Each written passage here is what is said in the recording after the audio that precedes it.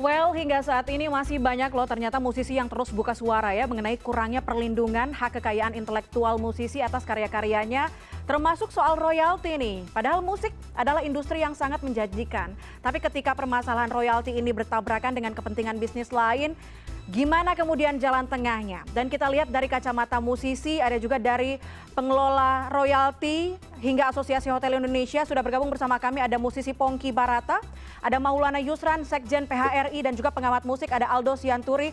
Sebelumnya juga kami langsung sudah menghubungi komisioner dari Lembaga Manajemen Kolektif Nasional yang memang ditunjuk oleh Presiden Jokowi untuk mengurusi soal royalti ini, namun nampaknya dari komisionernya berhalangan untuk masuk ke panel ini. Langsung saja, halo bapak-bapak sekalian, selamat malam, apa kabar? Malam, selamat malam. Oke, aku mungkin pertama akan ke Mas Pongky dulu kali ya. Mas Pongky Barata, hai, apa kabar? Baik, Puspa. Mas Pongky, ini mendengar soal peraturan pemerintah lewat pengelolaan royalti hak cipta lagu dan juga musik per 30 Maret lalu ya. Tanggapannya sebagai musisi, sebagai produser, seperti apa? Yang pertama, saya pasti bersyukur, tapi tidak kaget. Karena sebenarnya ini sudah berjalan lama sekali. Dari sekitar tahun 2001, saya sudah merasakan apa yang diatur, dikelola di peraturan ini gitu. Jadi saya sudah menerima royalti saya sebagai pencipta lagu dari lagu-lagu saya yang disiarkan ke publik, baik itu di kafe, hotel, restoran, mall. Nah itu saya sudah merasakan. Tapi apakah semua pelaku industrinya ini sudah memberikan pendapatan yang maksimal? Saya rasa memang belum. Nah ini kan dihembuskan lagi oleh pemerintah sekarang untuk kembali diingatkan kembali bahwa sebenarnya ada hak pencipta di situ. Gitu. Jadi saya sudah merasakan manfaatnya sih sampai sekarang bahkan. Jadi saya sih nggak kaget, tapi saya senang kalau akhirnya ini menjadi isu yang menasional lagi.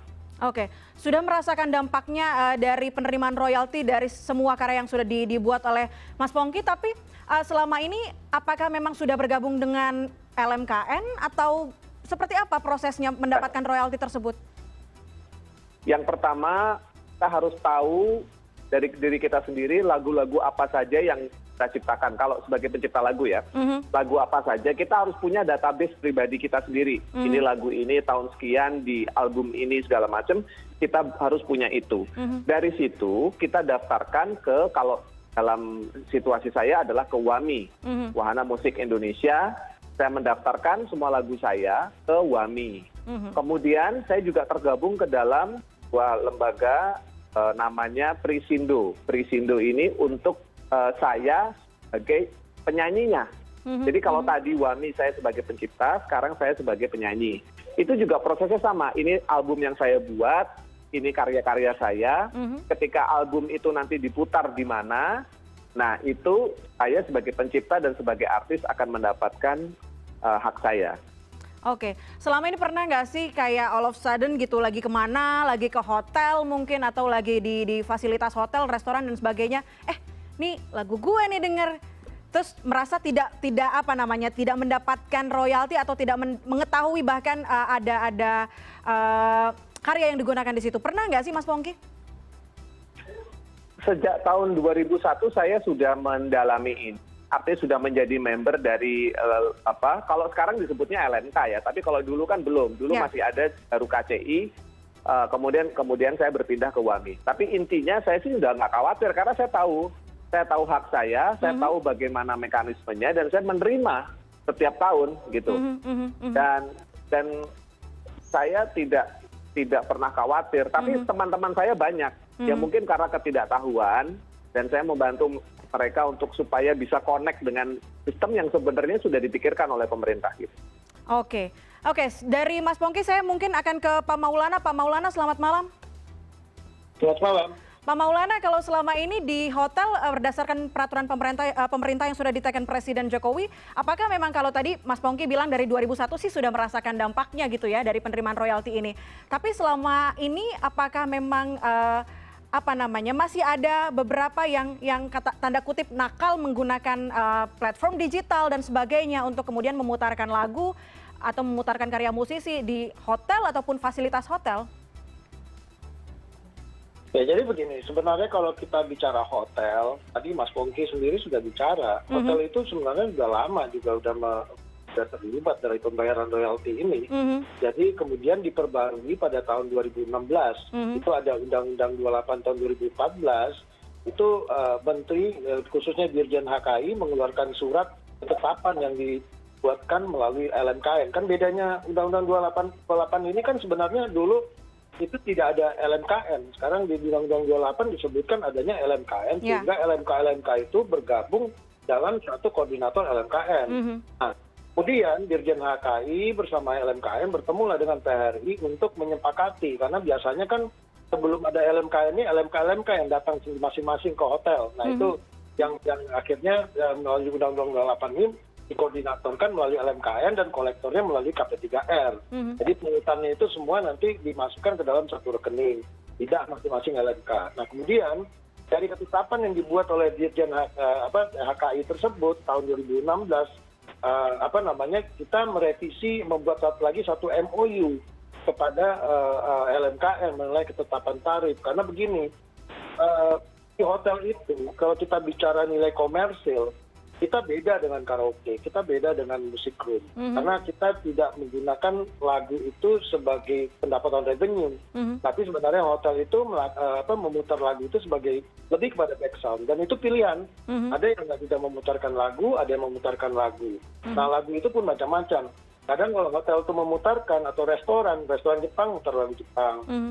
Hotel juga kadang-kadang kalau di Bali kan pergi kan kita memutarkan lagu daerah untuk meningkatkan suasana atau mood daripada si turis tersebut. Nah, tentu inilah yang dibahas pada saat menetapkan MOU tersebut. Nah, MOU itulah dibuat, hotel punya beberapa fasilitas. Nah, sudah ditetapkan dan tarifnya pun sudah ada. Jadi sebenarnya PP ini tidak terlalu baru ya bagi untuk bisnis hotel ya. Namun sekarang kan di PP ini kan mengatur secara rigid ya. Di situ ada namanya conference, terus ada restoran. Nah, ini juga harus dipertimbangkan karena yang tadi saya sampaikan bahwa sekali lagi bahwa restoran itu ya, semua restoran itu memiliki live music ya. Jadi maksudnya begini. Jadi dia tidak memiliki kalau kita bicara ada ada komersial site di dalam situ, kita juga sama-sama ya, hotel itu juga bagian part of promotion juga gitu. Jadi harus dipertimbangkan jangan sampai di dalam situasi yang dinamika pandemik ini nanti mereka justru kelabakan. Dan dalam MOU juga sudah disampaikan bahwa yang tidak memutar lagu mereka bisa mendeklarasikan sehingga tidak dipungut. Nah, ini aja sebenarnya yang jadi dasar ya dari masalah PP 56 itu. Dan kemudian yang menariknya lagi bahwa tadi juga dijelasin sama Mas Pongki bahwa sebenarnya yang paling penting itu adalah keterbukaan masalah informasi besaran lagu dan SILM itu. Itu nomor satu yang paling penting, dan pemerintah juga harusnya membuat bank lagunya sehingga jelas. Karena di sini juga polemiknya juga banyak sih sebenarnya dalam pada masa kita pada saat kita sudah melakukan MOU dengan LMKN pada tahun 2016 tersebut. Karena banyak LMK juga yang tidak menerima keputusan dari LMKN tersebut. Sehingga artinya hak ekonomi masuk ke ranah hukum. Artinya hak ekonomi dari HKI ini harusnya. Kami berharap dari PP 56 ini LMK itu memang juga sudah merunut kepada LMKN. Itu sih yang paling penting, sehingga juga semuanya jadi jelas di situ. Dan list lagu-lagu yang memang sudah didaftarkan penciptanya ini juga paling penting, sehingga memang benar-benar lagu yang diputar itu sudah terwakili dari LMK tersebut. Tapi kalau kita bicara soal besaran tarif, mungkin saya bisa ke Bang Aldo Sianturi. Kita tahu dalam website LMKM ini sudah ditetapkan begitu besaran tarif yang memang akan ditarik oleh pihak LMKN, royalti dari penggunaan karya atau musik dari para musisi atau yang sudah mendaftarkan hak ciptanya. Ini ada angkanya 70% sampai dengan 80% akan diberikan 5 tahun pertama kepada pemilik hak cipta oleh LMKN. Apakah ini memang berjalannya prosesnya seperti itu, demikian sudah benar, Bang Aldo?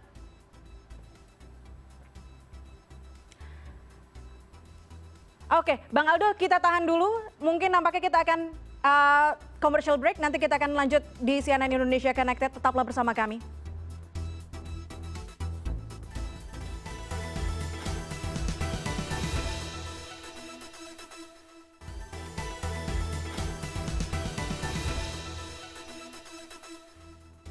Anda masih bersama kami di CNN Indonesia Connected dan masih bergabung melalui sambungan Zoom. Ada musisi Pongki Barata, kemudian ada Maulana Yusran, Sekjen PHRI, dan juga pengamat musik Aldo Sianturi. Tapi nampaknya Aldo Sianturi sedang ada gangguan komunikasi. Saya ke Pak Maulana dulu. Tadi kalau kita berbicara soal rincian besaran tarif yang sudah ditetapkan oleh LMKN, ada angkanya dari mulai 2 juta hingga 12 juta rupiah per tahunnya. Penghitungan ini sudah dirasa adil kah, Pak Maulana? Ya, sebenarnya dalam perhitungan itu kan perhitungan yang telah kami buat, kami sepakati pada saat kita membuat MOU ya pada tahun 2016 tersebut. Jadi karena di dalam perhitungan tersebut juga include termasuk dari hotel dan fasilitas hotel. Jadi memang itu dasar yang sudah kita sepakati sebenarnya tahun 2016. Nah, dan tarif yang besaran yang tadi yang disampaikan tadi dihitung berdasarkan jumlah kamarnya. Jadi hotel yang sampai 60 kamar itu sekitar 1 juta, kemudian saya salah. Jumlah kamar atau okupansi? Dan di atas 200 kamar itu 12 juta. Jumlah kamar atau okupansi, Pak Maulana? Jumlah kamar. Jumlah kamar. Tetap ini ya dasar perhitungannya. Oke. Nah, kemudian di masa pandemi ini jadi akhirnya dianggap mungkin ada sejumlah pihak yang merasa angka tersebut berat tidak? Sudah pasti, karena pada saat pandemi itu kan hotel kan memang benar-benar ada yang tutup dan belum pulih untuk beraktivitas. Dan kemudian juga sekali lagi dalam kondisi sekarang ini kalau kita bicara hotel sama restoran, kami ini kan dalam kondisi memang bisnisnya itu lebih besar pengeluaran daripada pendapatan. Jadi kalau misalnya memang ini akhirnya memberatkan, mungkin semuanya memilih untuk tidak memutar musik. Karena kan sekali lagi saya sampaikan bahwa itu bukan sebagai nggak ada nilai komersilnya, jadi itu sebagai mood sebenarnya. Jadi musik di hotel itu kan bukan nggak sama seperti karaoke. Kalau karaoke itu kan kalau nggak ada bisnisnya kan gitu. Tapi kalau hotel musik itu sebagai moodnya. Nah kemudian yang berikutnya seperti di kamar kami tuh umumnya hotel itu menyiapkan device-nya seperti TV. TV itu kan bukan berarti kita memutarkan hal khusus di TV, tapi TV itu kita komunikasikan dengan provider, jadi kita membayar. Kemudian kalau kita juga menyiapkan fasilitas DVD dan seterusnya atau radio, itu kan sebenarnya tergantung dari masing-masing tamu, yang mana fasilitas tersebut juga umumnya udah nggak digunakan lagi karena sekarang sudah memiliki handphone atau device yang kecil-kecil yang sudah teknologi yang canggih sehingga tidak dibutuhkan lagi di dalam hotel. Sehingga mutlak sekarang yang paling dibutuhkan adalah yang sering digunakan sekarang adalah untuk mood daripada tamu-tamu tersebut. Jadi seperti background musik, kemudian hotel-hotel yang memiliki musik lounge dan seterusnya mungkin itu yang memerlukan. Tapi kalau hotel-hotel dari kita bicara bintang 2 ke bawah, umumnya mereka tidak menggunakan fasilitas itu terlalu banyak gitu. Oke, baik. Saya ke Bang Aldo Sianturi. Bang Aldo tersambung melalui sambungan telepon. Halo? Halo Bang Aldo. Bang Aldo Sianturi bisa mendengar suara saya? Oke, nampaknya belum tersambung juga Bang Aldo. Saya ke Mas Pongki. Mas Pongki, selama ini perlindungan hukum yang memang sudah dirasakan dari para musisi, teman-teman musisi terhadap penggunaan karya musik, khususnya lewat platform digital. Yang mungkin ini jadi banyak orang misleading, miscommunication. Platform digital ini digunakan untuk pribadi, kemudian digunakan secara komersil. Nah, apakah perlindungan seperti ini sudah dirasa adil, sudah cukup fair kah? Iya, makanya tools ini dibuat supaya semua pihak ini bisa ketemu sebenarnya. Apabila dalam prosesnya semua pihak seperti asosiasi perhotelan, kemudian isi atau LMK dalam proses negosiasinya itu agak alot ya sudah pasti. Tapi sebenarnya yang pertama harus kita apresiasi adalah keinginan pemerintah untuk memperhatikan profesi ini. Karena begini, di dalam industri musik sendiri ya, itu yang paling bawah dalam rantai industri ini adalah pencipta lagunya, bukan penyanyinya, bukan yang lain, tapi pencipta lagunya. Karena di dalam suatu pertunjukan misalkan, semua yang ada di venue, semua yang ada di dalam pertunjukan itu mendapatkan benefit atau mendapatkan profit. Nah, masa penciptanya enggak? Nah, disinilah muncul concern terhadap perlindungan ini. Nah, sebenarnya ingin saya sampaikan sebenarnya adalah satu hal, bahwa di dalam peraturan ini itu ada perihal mengenai bank lagu, ya. Jadi di sini pengelolaan itu nanti, sorry, aku sambil baca ya. Yes. Ini akan ada bank lagu di mana pemerintah nanti akan mencatat pusat data lagu, pusat data lagu di mana pemerintah mencatat yang diserahkan oleh publisher atau lembaga yang mencatat, sehingga ada pusat data lagu. Nah, ini akan mempermudah nanti untuk semua user, kita sebutnya user ya, baik hotel, mall, kafe, semua, untuk menggunakan lagu ini. Sebenarnya lebih baik beritanya itu di situ. Kalau cuma masalah royalti ini sudah berjalan sebenarnya, no problem kok. Nah, yang jadi concern dari peraturan ini adalah harusnya di data lagu ini. Kalau saya lebih lihatnya ke sana, Pak. Oke, baik. Saya kembali bergabung dengan Bang Aldo. Bang Aldo, bisa mendengar suara saya? Selamat sore. Hai, selamat sore Bang Aldo. Kalau berbicara soal pemberian royalti terhadap musisi yang sebenarnya juga sudah dilakukan lama begitu oleh pemerintah lewat LMK dan juga LMKN, angkanya ada 70% minimal, 70 sampai dengan 80% yang diberikan 5 tahun pertama dari total royalti yang sudah dikoleksi oleh LMKN ini dari hotel, restoran, kafe dan sebagainya. Apakah ini sudah cukup? Artinya untuk para musisi dan juga sudah cukup adil juga untuk para pembayar royalti? Kalau dalam situasi itu sebenarnya saya belum bisa menjawab ya cukup atau adilnya. Namun kembali lagi kita menyambut positif atas peraturan pemerintah ini, sehingga ini menjadi satu timeline yang harus dipikirkan untuk sosialisasi ke depan di antara semua pihak. Nah, artinya karena satu hal adalah dari sisi semua komersialisasi karya cipta, tentunya semua memiliki alasan-alasan dan tentunya semua memiliki satu hak-hak yang ingin diperjuangkan juga secara komersial. Jadi satu hal ada pertama adalah sebenarnya lingkup dari pengelolaan royalti juga penting harus menjadi agenda sosialisasi. Baru kemudian kedua adalah juga mengenai pusat data lagunya ya, yang baik yang sudah tercatat di LMK, Lembaga Manajemen Kolektif, ataupun yang belum tercatat. Dan juga ketiga adalah listing dari pemungutan dan pendistribusian royalti tersebut kepada pemilik hak cipta. Bang Aldo, tadi juga kita berbicara dengan Mas Pongki mengenai pusat data musik ini yang memang dikelola oleh LMKN. Kalau Bang Aldo melihatnya sejauh ini apakah sudah cukup baik dikelola oleh pemerintah Indonesia khususnya, dan memang bisa bisa jadi database yang cukup transparan dari mulai penggunaannya di mana, data musiknya seperti apa? Belum sampai sana, karena kan itu masih dikasih waktu 2 tahun untuk menyelesaikan. Jadi kita semua harus mengadvokasi semua instansi-instansi yang berhubungan dengan ini dalam hal ini. Jadi artinya bahwa saat ini area itu sebenarnya masih jadi wacana gitu. Oke. Masih jadi wacana. Ada masukan apa Bang Aldo untuk LMKM yang ditunjuk sebagai pusat pengelolanya? Saya rasa sebenarnya sederhana sekali industri musik itu.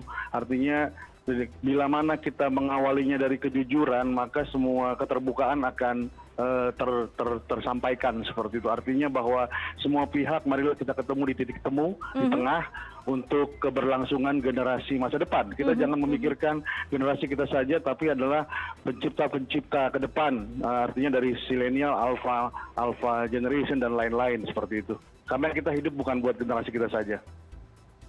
Oke. Saya ke Mas Pongki terakhir. Mas Pongki, singkat saja, ada masukankah untuk LMKN?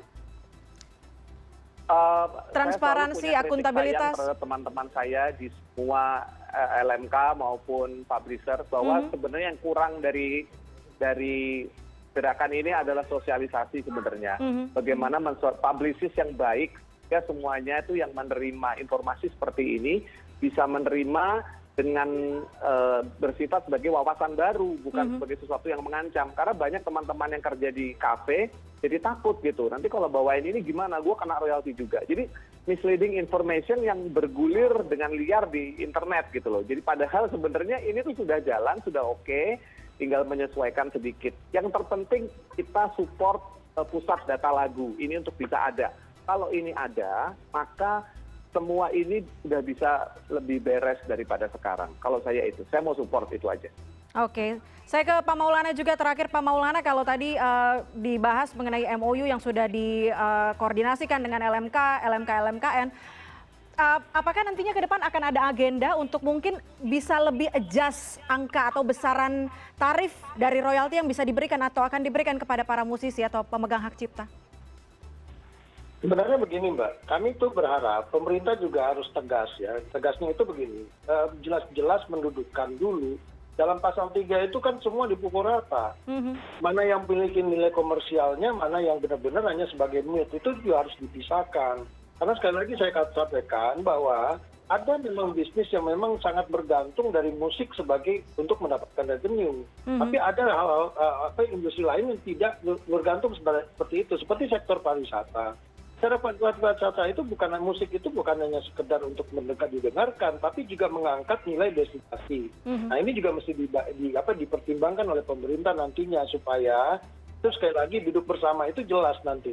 Jadi misalnya nanti bagaimana dengan musisi yang di daerah, mereka kan banyak juga memutar lagu daerah. Ini juga penting Mbak. Jadi makanya saya sampaikan tadi bahwa pasal 3 itu harus benar-benar dijelaskan oleh pemerintah. Kemudian yang sektor UMKM-nya seperti apa. Sehingga kita itu juga ada win-win nantinya, juga hanya sekedar bahwa berdebat masalah nilai komersilnya saja.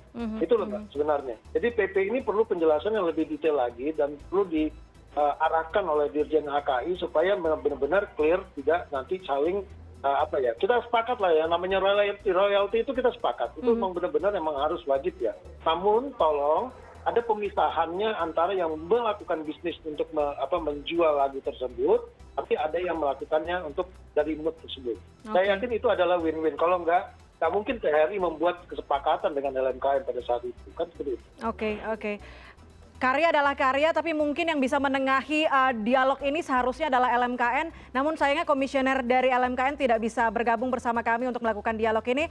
Pongki Barata, musisi, terima kasih banyak sudah bergabung di CNN Indonesia Connected. Pak Maulana Yusuf, Sekjen PHRI juga terima kasih sudah bergabung bersama kami. Dan sebelumnya ada Aldo Sianturi, pengamat musik.